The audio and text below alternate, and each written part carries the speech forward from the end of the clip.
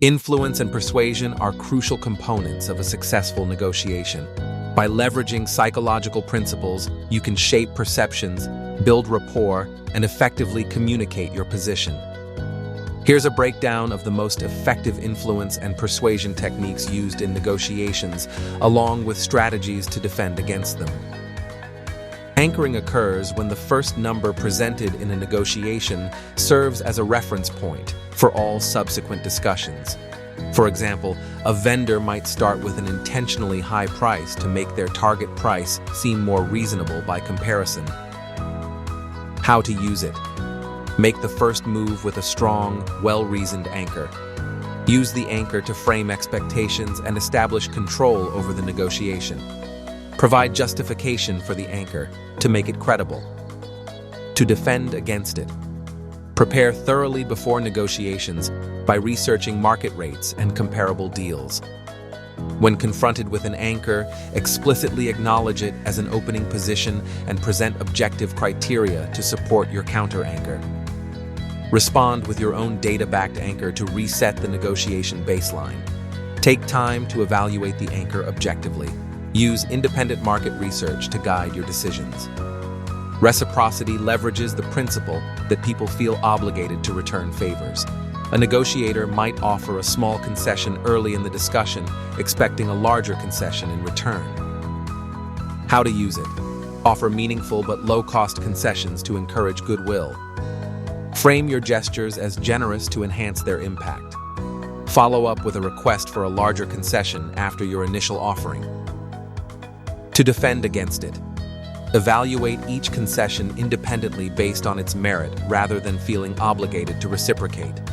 When making concessions, clearly frame them as independent decisions rather than part of an exchange. Recognize when a concession is made with the intention of influencing you. Consider whether matching the concession aligns with your goals. Avoid overcommitting in response to small favors. The perception that something is limited or in short supply increases its perceived value. Creating artificial urgency through limited time offers or claiming other parties are interested can pressure counterparts into hasty decisions. How to use it. Emphasize the uniqueness or limited availability of your offer. Set deadlines to encourage quicker decisions. Use phrases like, "This is a one-time opportunity." To defend against it. Establish clear timelines at the beginning of negotiations. Request verification of claims about other interested parties. Maintain a prepared walk-away position to avoid succumbing to artificial pressure. Take your time to evaluate whether the scarcity claim is genuine. Verify if the limitation is real or artificially created. Remind yourself that other options might be available. The way information is presented can significantly influence decisions. For example, framing a discount as saving $500 rather than a 5% discount makes it feel more substantial. How to use it. Present options in a way that emphasizes benefits or minimizes perceived drawbacks. Reframe objections in a positive light and offer solutions. If the other party objects to a price increase, reframe by highlighting the added value and long-term savings. Use positive language to steer the discussion toward agreement. To defend against it. Actively reframe proposals in multiple ways to understand their full implications. Consider both potential gains and losses in absolute terms. Look at the numbers or facts from different angles.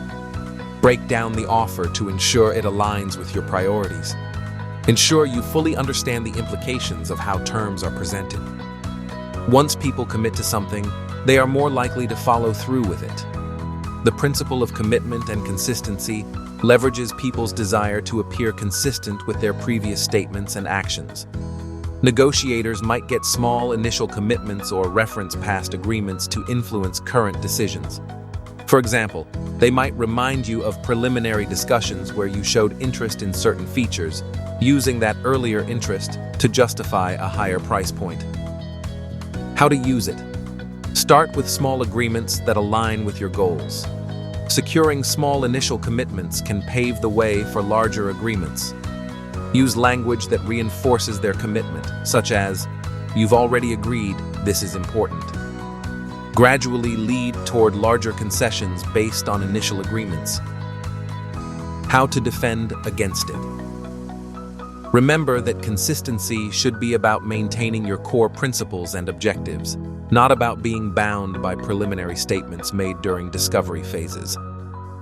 Recognize that changing your stance isn't inherently bad if it serves your best interest. Don't let early agreements pressure you into larger ones.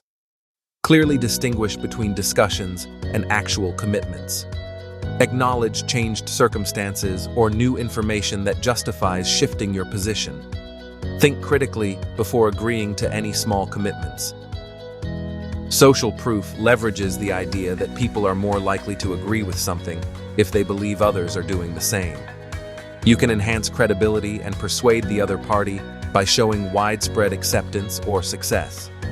This is often demonstrated through testimonials, case studies, or references to trends. Negotiators may reference similar deals or industry standards to validate their position, suggesting their terms are widely accepted. How to use it. Share success stories from previous clients or customers. Highlight popular demand or widespread adoption of your solution. Use statements like, "Most companies in your industry have chosen this option." How to defend against it. Conduct independent research to verify industry standards. Remember that each negotiation has unique circumstances that may warrant different terms. Look for concrete evidence behind the claims of popularity.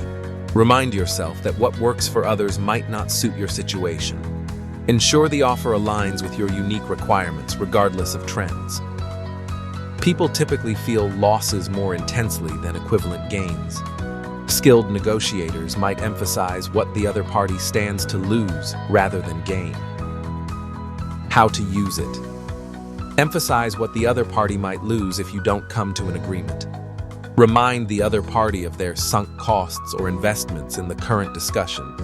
Introduce deadlines or limited time offers to make the risk of missing out more immediate and tangible. How to defend against it. Focus on your objectives rather than potential losses. Calculate the actual value of what's at stake rather than relying on emotional responses to loss framing. When faced with statements emphasizing potential losses, reframe the conversation to focus on possible benefits instead. Loss aversion often triggers emotional decision-making. Take a step back and evaluate the situation rationally by conducting a cost-benefit analysis. Knowing your alternatives reduces the fear of loss. If you have a strong BATNA, you'll feel more confident walking away from deals that rely heavily on loss aversion tactics. Mastering influence and persuasion in business negotiations requires understanding both offensive and defensive tactics. Success comes not from manipulation, but from creating value through ethical influence while maintaining strong defenses against inappropriate pressure. By developing these skills, you can achieve better outcomes while building sustainable business relationships. Thank you for joining us for our series on business negotiations. Please like this video and subscribe to our channel to receive notifications about future videos.